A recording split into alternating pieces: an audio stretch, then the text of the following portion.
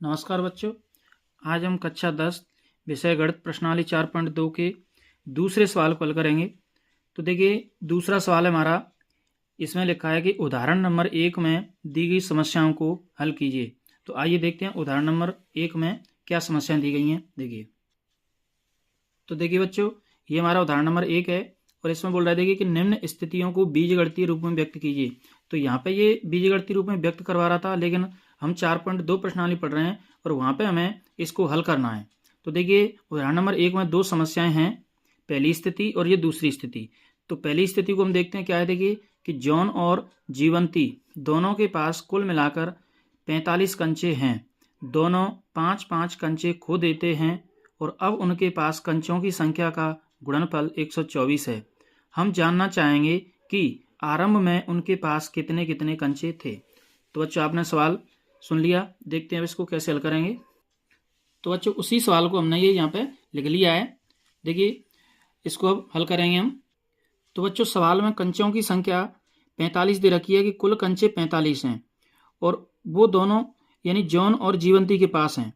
अब हमें उनके पास अलग अलग बताने के, जॉन के पास कितने और जीवंती के पास कितने। तो हम इसमें से किसी एक के पास मान लेंगे कि माना जॉन के पास x कंचे हैं, तो जीवंती के पास कितने होंगे। टोटल में से जॉन के कंचों को घटा देंगे। तो आइए देखिए क्या लिखेंगे यहाँ पे। देखिए, मैंने मान लिया कि माना जॉन के पास कंचों की संख्या x है। अब देखिए, टोटल कंचे कितने, 45। तो इसके पास कितने बचेंगे कि जीवंती के पास कंचों की संख्या कितनी हो जाएगी। टोटल में से जॉन के कंचों को घटा दीजिए, तो ये वाले कंचे हो जाएंगे जीवंती के पास। अब उसने ये बोला था कि दोनों 5-5 कंचे खो देते हैं। तो यहाँ पे लिखेंगे हम प्रश्नानुसार। प्रश्न में क्या कह रहा है कि दोनों 5-5 कंचे खो देते हैं। तो यहाँ पे देखिए, ये जॉन के कंचे कितने हैं, x। तो इसमें से 5 कम कर दो कि ये 5 खो दिए। और इसके पास कितने थे, 45 माइनस x, 5 इसने भी खो दिए। अब देखिए क्या होगा, उसने बोला है कि अब यानी कि उनके पास कंचों की संख्या का गुणनफल, तो ये इन दोनों का जो गुणनफल है वो हो जाता है 124। तो अब बच्चों, ये हमें हल करना है। तो यहाँ से देखिए, इसका इससे गुणा करना है और उसके बाद हमारे पास एक द्विघात समीकरण बन जाएगी और उसको हल करेंगे गुणनखंड विधि से। तो आइए देखते हैं। तो देखो, ये x माइनस 5 और यहाँ से 45 माइनस एक्स माइनस 5। तो 45 में से 5 जाएंगे तो क्या बचेगा, 40 माइनस एक्स बराबर 124। अब देखिए, x का इन दोनों से गुणा करेंगे तो ये हो जाएगा 40x और x का x से करेंगे तो माइनस एक्स स्क्वायर। माइनस 5 का 40 से करेंगे तो माइनस के 200। माइनस 5 का माइनस एक्स से करेंगे तो प्लस 5x। और देखिए बराबर कितना है, ये 124। अब देखो 40x ये और 5x ये कितने हो गए, ये 45x और ये माइनस के एक्स स्क्वायर और ये माइनस 200 बराबर कितना है, 124। अब देखिए, इन सब को हम उधर ले जाते हैं। तो यहाँ से देखो, एक्स स्क्वायर को उधर ले जाएंगे तो ये प्लस का हो गया, 45x उधर जाएगा तो माइनस का हो गया, ये 200 उधर जाएगा प्लस का हो जाएगा।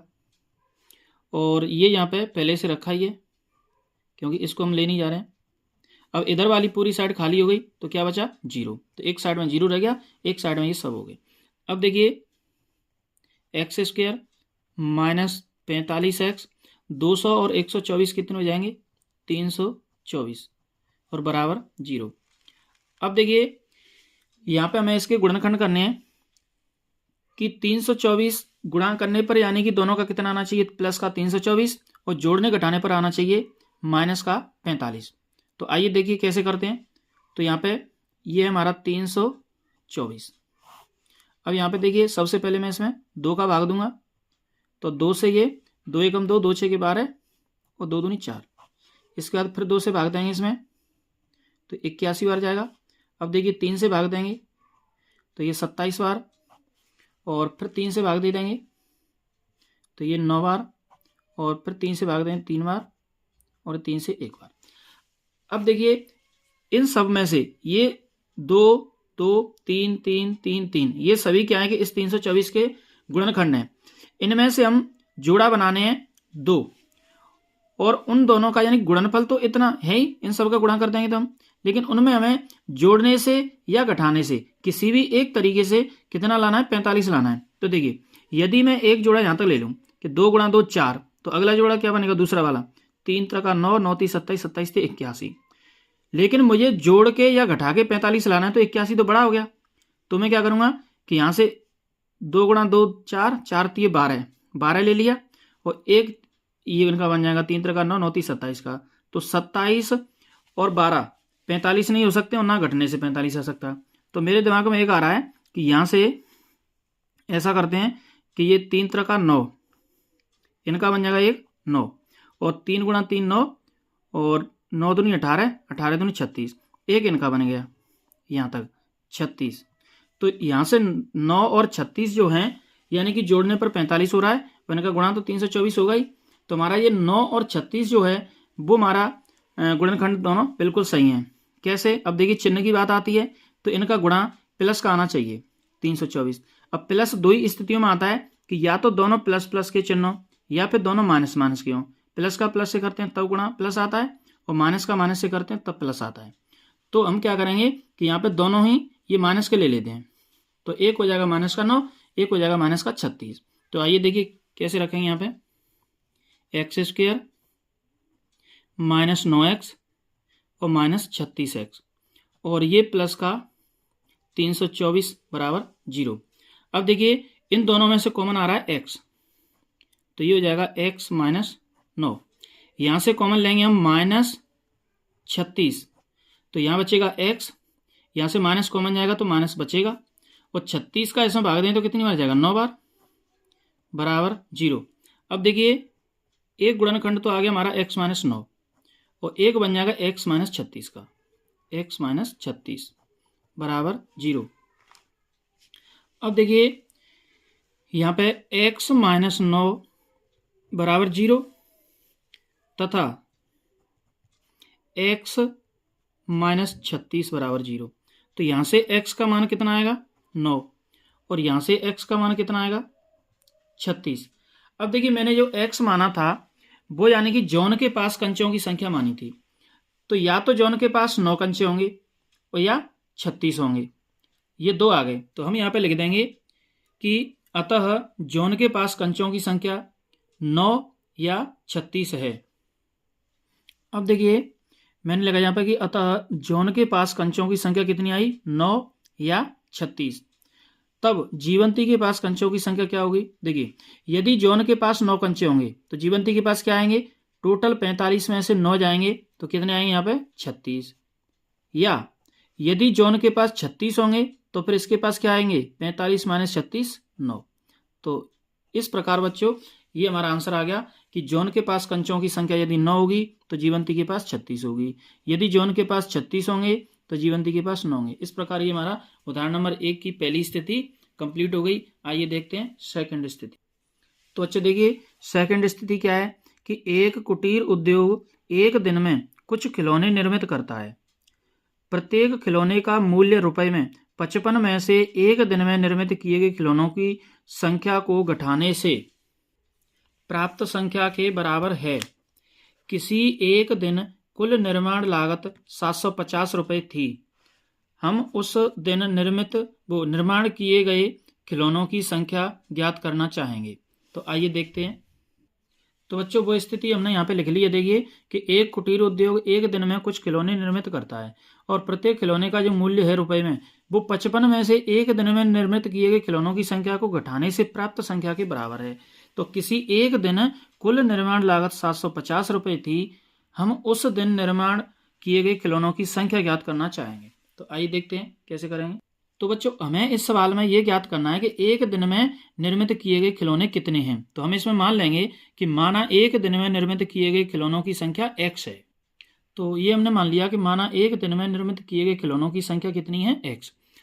अब निर्माण में जो लागत है वो उसका क्या हिसाब दे रखा था उसने कि एक दिन में जितने खिलौने निर्मित किए हैं यानी उसको यदि 55 में से घटा दें तो वो प्रत्येक खिलौने का क्या आ जाएगा, मूल्य आ जाएगा। देखिए यहाँ पे लिखा है कि प्रत्येक खिलौने का जो मूल्य है वो 55 में से एक दिन में निर्मित किए गए खिलौनों की संख्या को घटाने से प्राप्त होता है। तो अब यहाँ पे हम कि उस दिन निर्मित किए गए खिलौनों की लागत का पता करते हैं। देखिए तो अच्छा, देखिए ये मैंने लिख दिया कि एक दिन में निर्मित किए गए खिलौनों की संख्या कितनी है, x।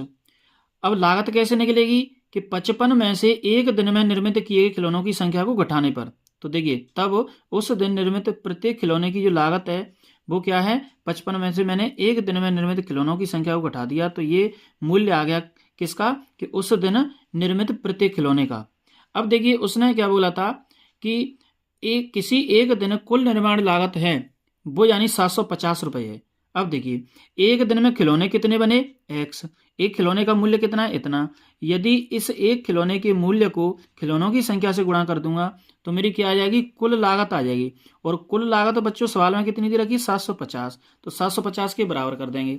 तो यहाँ पे लिखेंगे हम प्रश्नानुसार।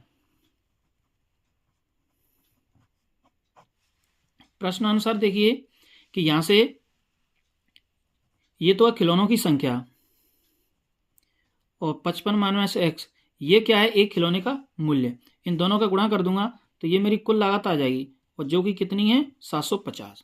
अब इसको हल करते हैं। देखिए x का इसमें गुणा करेंगे तो ये हो जाएगा 55x, और x का x से गुणा करेंगे तो -x², और देखिए बराबर में 750। अब देखिए ये माइनस का x² है, इसको मैं उधर ही ले जा रहा हूँ, तो ये काय का हो जाएगा, प्लस का। 55x उधर जाएगा तो माइनस का 1 हो गया। ये 750 वहाँ पे पहले से है ही, बराबर क्या बचा, 0। अब बच्चों देखिए ये मत सोचना कि मैं उसको उधर नहीं ले गया हूँ। देखो यहाँ पे माइनस का था, चिन्ह बदल गया तो समझ लो उधर पहुँच गया, इसका भी चिन्ह बदल गया तो समझ लो पहुँच गया। अब इसका देखो चिन्ह नहीं बदला, तो इसका मतलब इसको मैं कहीं नहीं ले गया हूँ, ये यहीं पर रखा है, तो इधर वाली साइड खाली हो गई, तो बराबर कर दिया मैंने क्या, 0। अब देखिए मुझे करना है इसके गुणनखंड। अब गुणनखंड कैसे किए जाएंगे, देखिए अब देखिए बच्चों हम इसके गुणनखंड करेंगे कि देखिए गुणा करने पर कितना आना चाहिए, 750 प्लस का, और जोड़ने या घटाने पर कितना आना चाहिए, 55 माइनस का। अब देखिए यहाँ पे हम टुकड़े कैसे करते हैं, यहाँ देखेंगे साइड में, देखो तो इसमें 750 के मुझे 2 गुणनखंड करने हैं। तो एक तो हो जाएगा 1 गुणा 750, लेकिन उसको जोड़ने से और घटाने से 55 नहीं बन रहा है, तो इसको हम नहीं लेंगे।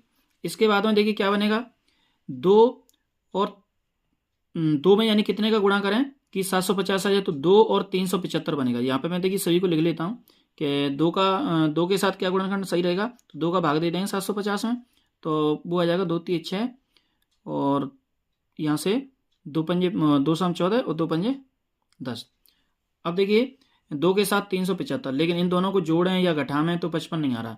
इसके बाद में देखिए 3 के साथ क्या बनेगा, 3 के साथ कितने का बनेगा, 250 का, यानी 3 गुणा 250 करेंगे तो 750 हो जाएगा।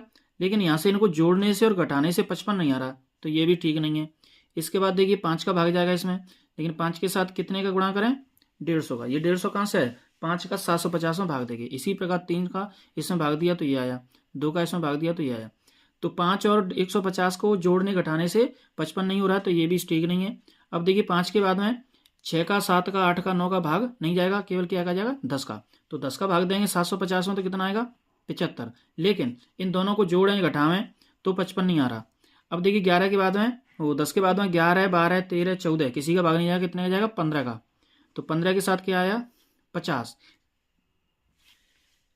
अब देखिए 15 के बाद में 16 17 18 19 20, किसी का भाग नहीं जाएगा, 21 22 23 24 25 का भाग जाएगा इसमें। 750 में कितनी बार जाएगा, 30 बार। अब देखिए ये वाला जोड़ा हमारा बिल्कुल सही है, ये वाले सभी गलत थे ये, इनसे यानी कि हमारा समीकरण संतुष्ट नहीं था। ये वाला बिल्कुल सही है, 25 का 30 से गुणा करूंगा मैं तो 750 आ जाएगा प्लस का, लेकिन मुझे बीच में -55 चाहिए, तो दोनों को मैं माइनस माइनस ले लूंगा, क्योंकि इनका गुणा करेंगे तो प्लस 750 हो जाएगा और जोड़ेंगे तो 55 हो जाएगा। तो ये हमारे टुकड़े बिल्कुल दोनों सही हैं। तो आइए देखिए इनको ही हम लिख लेते हैं यहाँ पे, कैसे, देखो x² minus 25x minus 30x और प्लस ये 750 बराबर 0। अब देखिए इन दोनों पे से कॉमन लेना है तो क्या आएगा, x, तो यहाँ हो जाएगा x माइनस 25, यहाँ से माइनस कॉमन लिया और 30, तो यहाँ x बचा, प्लस पे से माइनस कॉमन लिया तो माइनस बचा, और 0 से 0 कट गया और 3 का भाग देंगे इसमें तो कितनी बार जाएगा 25 बार, बराबर 0। एक गुणनखंड आया कितना हमारा x माइनस 25, दूसरा क्या आया x माइनस 30 बराबर 0। अब देखिए एक तो हो जाएगा x माइनस 25 बराबर 0 और एक हो जाएगा x माइनस 30 बराबर 0। अब देखिए यहाँ से x का मान क्या आएगा 25 और यहाँ से x का मान क्या आएगा 30। तो अब देखिए हमको इस सवाल में ये पूछा था कि एक दिन में निर्मित खिलौनों की संख्या कितनी है। तो निर्मित खिलौनों की संख्या कितनी आई बच्चों, या तो 30 या 25। तो यहाँ पे हम इस बात को लिख देंगे। तो बच्चों ये हमने लिख दिया कि उस दिन निर्मित किए गए खिलौनों की संख्या 25 या 30 है। तो इस प्रकार देखिए हमने ये उदाहरण नंबर 2 था जो सवाल नंबर 2 में पूछा था, उसकी दोनों स्थितियों को हमने हल कर लिया। आइए देखते हैं सवाल नंबर 3। तो देखिए बच्चों ये हमारा सवाल नंबर 3 कि ऐसी दो संख्याएं ज्ञात कीजिए जिनका योग 27 हो और गुणनफल 182 हो। तो आइए देखते हैं। तो देखिए बच्चों सवाल नंबर 3 इसमें कह रहा है कि ऐसी दो संख्याएं ज्ञात करो जिनका योग 27 है। यदि दोनों संख्याओं का योग 27 है तो उनमें से मैं एक संख्या x मान लूंगा तो दूसरी संख्या क्या हो जाएगी 27 माइनस एक्स। तो आइए देखते हैं। तो देखिए चूंकि दोनों संख्याओं का योग 27 है तब पहली संख्या x है तो दूसरी संख्या टोटल यानी 27 में से x घटा देंगे तो कितनी हो जाएगी 27 माइनस एक्स होगी। अब देखिए प्रश्नानुसार उसने क्या बोला था कि दोनों का गुणनफल 182 है। तो यहाँ पे लिखेंगे हम प्रश्नानुसार। तो प्रश्न में क्या कर रहे हैं, प्रश्न क्या कह रहे हैं दोनों का गुणनफल। तो यहाँ से हम करेंगे इनका गुणनफल x इंटू 27 माइनस एक्स और बराबर में कितना है 182। अब देखिए इसको कैसे हल करेंगे, x का इससे गुणा करेंगे तो कितना हो जाएगा 27x, x का x से गुणा करेंगे तो माइनस के एक्स स्क्वायर और बराबर 182। अब देखिए इन दोनों को ले जाएंगे हम उधर। तो देखो एक्स स्क्वायर उधर जाएगा तो देखो ये पहुंच गया, चिन्ह बदल गया। 27x उधर जाएगा, इसका भी चिन्ह बदल गया, ये पहुंच गया। 182 वहाँ पे पहले से रखे हैं तो ये यहीं पे रखे हैं, इसको कहीं नहीं ले जाएंगे तो इनका चिन्ह नहीं बदलेगा। इन दोनों को हम ले गए उधर, इधर वाली साइड खाली हुई तो बराबर कर दिया हमने 0। अब देखिए इसके गुणनखंड, तो गुणनखंड कैसे करते हैं देखिए देखते। तो देखिए इसके गुणनखंड कैसे करेंगे, संख्या हमारी 182 कितनी है 182। अब देखिए गुणा करने पर 182 आए तो इसके मैंने दो टुकड़े किए, क्या कि जैसे 1 और 182 दोनों का गुणा करूंगा 182 हो जाएगा। इसके बाद अगला टुकड़ा क्या किया मैंने 2, तो 2 का गुणा किससे करेंगे 182 आए तो इसमें भाग देंगे, देख लो 2 9 18 और 2 1 2 यानी 2 गुणा 91 कर देंगे तो 182 आ जाएगा। इसी प्रकार हम देखें कि इसमें 3 का भाग जाएगा नहीं तो 3 का टुकड़ा नहीं बनेगा, 4 का नहीं जाएगा, 5 का नहीं जाएगा, 6 का भी नहीं जाएगा, 7 का जाएगा। 7 का कितनी बार जाएगा 26 बार। तो यानी 182 को हम लिख सकते हैं 7 गुणा 26। लेकिन मुझे बीच में 27 लाना है, यहाँ पे बीच में क्या लाना है 27। तो इन दोनों को अब तक यानी जोड़ने से और घटाने से 27 नहीं बन रहा है तो इनको हम नहीं लेंगे। और देखते हैं 7 के बाद में देखिए 8 का भाग नहीं जाएगा, 9 का, 10 का, 11 का, 12 का नहीं जाएगा, कितने का जाएगा 13 का। 13 का भाग कितनी बार जाएगा इसमें 14 बार। तो ये वाला टुकड़ा हमारा बिल्कुल सही है, क्यों, क्योंकि इनका गुणा करें तो 182 आ रहा है और जोड़ दें इनको तो 27 आ रहा है, तो ये बिल्कुल सही है। अब बात आती है चिन्ह की कि यहाँ पे मुझे प्लस लाना है। तो प्लस लाने के दो तरीके होते हैं, या तो दोनों को प्लस प्लस कर दो तो गुणा करने पे प्लस आ जाएगा, या फिर दोनों को माइनस माइनस कर दो तो गुणा करने पे माइनस आ जाएगा और जोड़ने पे हो जाएगा ये माइनस का 27। तो ये हमारे गुणनखंड बिल्कुल सही है। तो देखिए इनको यहाँ पे रखेंगे हम। तो देखो x square minus 13x minus 14x और प्लस 182 बराबर 0। अब देखिए इन दोनों पे से मैं x कॉमन ले लूँगा तो x माइनस 13 और यहाँ से मैं माइनस का 14 कॉमन ले लूँगा तो ये x हो गया। यहाँ से माइनस कॉमन ले लेंगे तो यहाँ पे रह जाएगा माइनस 14 का भाग देंगे इसमें कितनी बन जाएगा 14 कम 14 4 बचे और 14 थी 42 बराबर 0।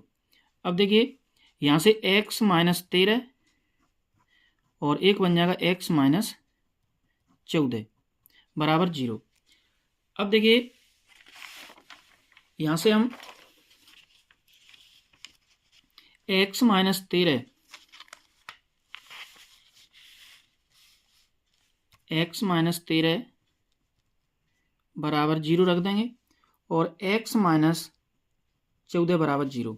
तो x का मान यहाँ से कितना आया 13 और x का मान यहाँ से कितना आया 14। तो देखिए दो संख्या थी, दोनों संख्याएं कितनी कितनी आ गई, एक संख्या आ गई हमारी 13 और एक संख्या आ गई 14। यानी कि यदि x का मान, मैंने देखो पहली संख्या क्या मानी थी, x मानी थी। पहली संख्या जो हमारी थी वो कितनी थी x। सवाल में मैंने देखिए यहाँ पे पहली संख्या x मानी थी, तो दूसरी संख्या क्या हो गई थी 27 में से पहली को घटा के। तो यहाँ पे हम यदि 13 मान लेंगे पहली संख्या, तो फिर दूसरी क्या हो जाएगी 27 माइनस 13 यानी कि 14। या हम पहली संख्या 14 मान रहे हैं, पहली संख्या 14 मान रहे हैं, तो फिर दूसरी कितनी हो जाएगी 27 माइनस 14 बराबर 13। तो आइए हम यहाँ पे लिखते हैं। तो देखिए मैंने लगाया कि अतः पहली संख्या 13 या 14 है तो दूसरी संख्या 14 या 13 होगी। कैसे, देखिए यदि मैं पहली को 13 मानता हूँ तो दूसरी कितनी आएगी 27 में से 13 घटा देंगे 14 आ जाएगी। या तुम पहली संख्या को 14 मान रहे हैं तो 27 में से 14 घटा देंगे तो दूसरी कितनी आ जाएगी 13 आ जाएगी। तो इस प्रकार हमारा ये सवाल नंबर 3 कंप्लीट हुआ। आइए देखते हैं अगला सवाल। बच्चों देखिए अगला सवाल जो चौथा सवाल है वो हम अगली वीडियो में देखेंगे। बच्चों वीडियो पसंद आए तो वीडियो को लाइक करें, शेयर करें और चैनल को सब्सक्राइब करें।